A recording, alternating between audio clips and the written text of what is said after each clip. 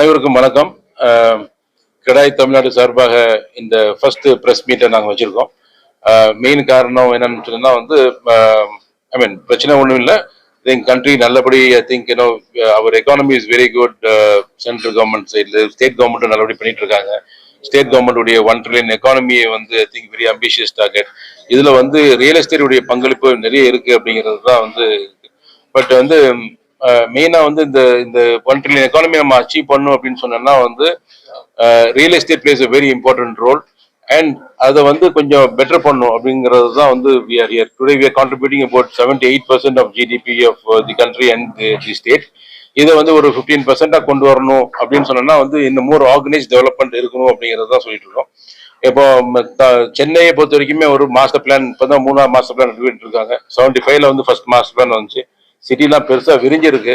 I think as a developer எங்களை மாதிரி ஆளுங்களுக்கு ஒரு கிளாரிட்டி இருக்கணும். அது மாஸ்டர் பிளான் தான் it's a very clear cut.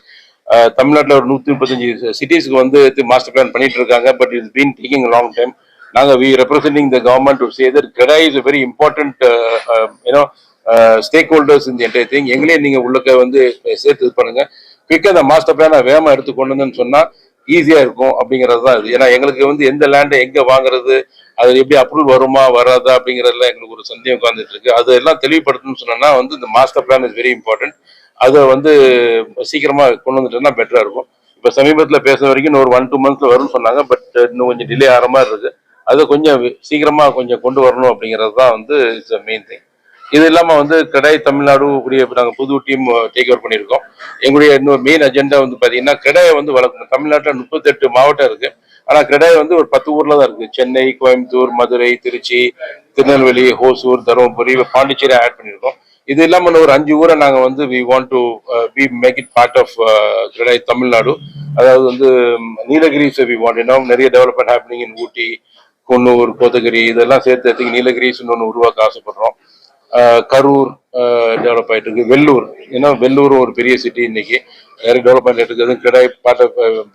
கிடாய் வெள்ளூரும் கொண்டு ஆசைப்பட்டிருக்கோம். சிவகங்கை, தஞ்சாவூர் இந்த மாதிரி ஊர்ல we are trying to make. வேற ஏதாவது ஊர்கள்ல யாருக்காவது நிறைய வேற அசோசியேஷன் இருக்கு. ஏன்னா கிடாயில சேர்ந்துன்னு சொன்னா அதோடைய நன்மைகள் ஏராளம். we have direct access to the government, be it central or state அப்படிங்கிறது. So any policy, anything government consults us. Business எப்படி எளிதா பண்ண முடியும், எந்த மாதிரி குரோத் பண்றோங்கிறத நாங்க நிறைய சொல்லி கொடுத்துட்டு இருக்கோம்.